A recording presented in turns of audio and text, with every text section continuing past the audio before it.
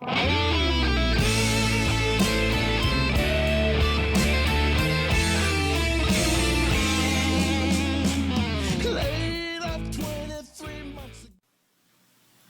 I'm Stephen Carrington with StevensGuitarLessons.com. Welcome to this week's edition of my Tip, Trick, or Lick of the Week series. Today we're going to be getting acquainted with the 12-bar blues pattern. Now I say the 12-bar blues pattern, there's a lot of different variations, a lot of things that you could do one way or another as far as chord progressions, structure to some degree, a lot of different things that can be done. This is a very common and basic approach. It's a good get acquainted with the 12-bar blues sort of approach if you are not already familiar with it. We're going to do this in the key of E, and the structure we're going to do in the key of E, the one chord is the chord based off the root or first scale degree, which would be E. The 4 chord would be based off of the 4th scale degree, which in the key of E would be A, and the 5 chord is based off of the 5th scale degree, which would be B.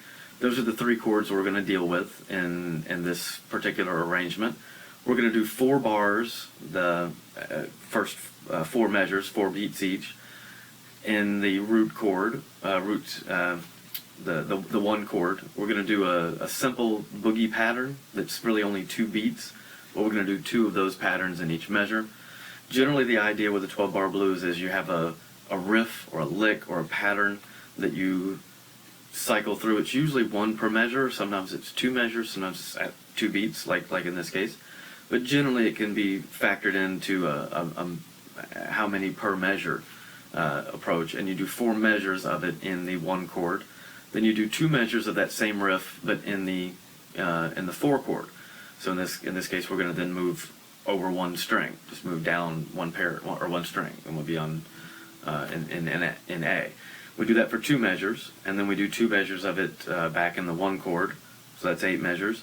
Then we do 1 measure of it in the 5 chord and 1 measure of it in the 4 chord, and then we're going to do the last 2 measures, a measure and a half on the 1 chord, and then the last 2 beats on the 5 chord. We're going to do this with a swing pattern. It's going to be, instead of the 8th notes being very straight and square, like 1 and 2 and 3 and 4, and it's going to be a delayed 8th note, a delayed upstroke. So that's going to be 1 and 2 and 3 and 4 and so on. And we are going to do this hopefully with a very consistent and straightforward approach. We're going to do down, up, of course down, up, down, with the swing effect. And that'll keep us nice and consistent from 1 measure to the next and one chord to the next. And the boogie pattern we're going to do, since we're in E, obviously, we're going to be doing we're just going to do this with power chords instead of full chords. Give us a nice stripped down sort of feel and a nice something to build on with other instrumentation and playing with other people. This works well in that scenario.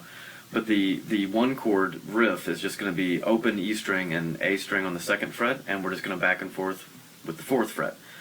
Every 2nd and 4th beat will be on the 4th fret. Everything else will be with it on the 2nd fret. So even all the upstrokes are going to be with the 2nd fret.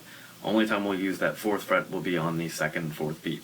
Then of course that riff will shift over 1 string and will be on open A string and D string on 2nd and 4th fret when we do the 4 chord. When we do the 5 chord, it's going to be A string on the 2nd fret and D string on the 4th fret, and using the pinky to go back and forth with the 6th fret for the boogie pattern. Okay, and we're going to do this at about 82 beats per minute. It's a nice middle of the road sort of tempo. But here we go. 12-bar blues in E. And 1, 2, 3, 4.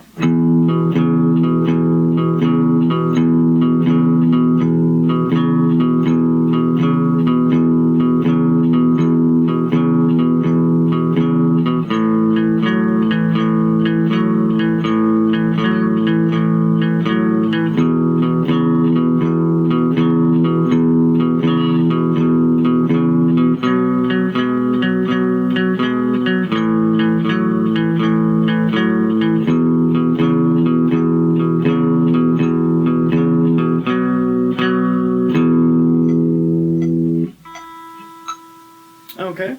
And it's a good practice to always go back to the root when you get done with the cycle. You're either going to want to start over anyway and repeat the cycle in most cases, or you're going to end on that root note. So it's good practice to get in the habit of going back to that root note at the end. And when you're doing that 5-chord rhythm pattern, if in this key, if it's a little too much of a stretch to make with your pinky there from the ring finger on forward to the pinky on 6, then you can omit that boogie pattern in the 5-chord measure. I would recommend also omitting it in the 4-chord and the falling measure for consistency's sake. So that would you just be doing down and ups with no change on the left hand like this.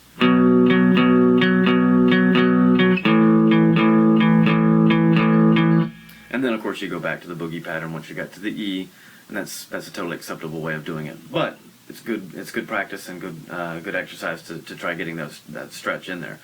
But anyway, that's it for today. I hope you enjoyed it and hope you learned something. And I hope you'll check back next week for my tip, trick, or lick of the week series. Hey, it's Steven. I hope you enjoyed the video. If you found it helpful, if it was something that was beneficial for you, I hope you'll go and check out my website, stevensguitarlessons.com, and that's StephenGuitarlessons.com. You can find out all about my guitar lessons program there, and a lot about me as well.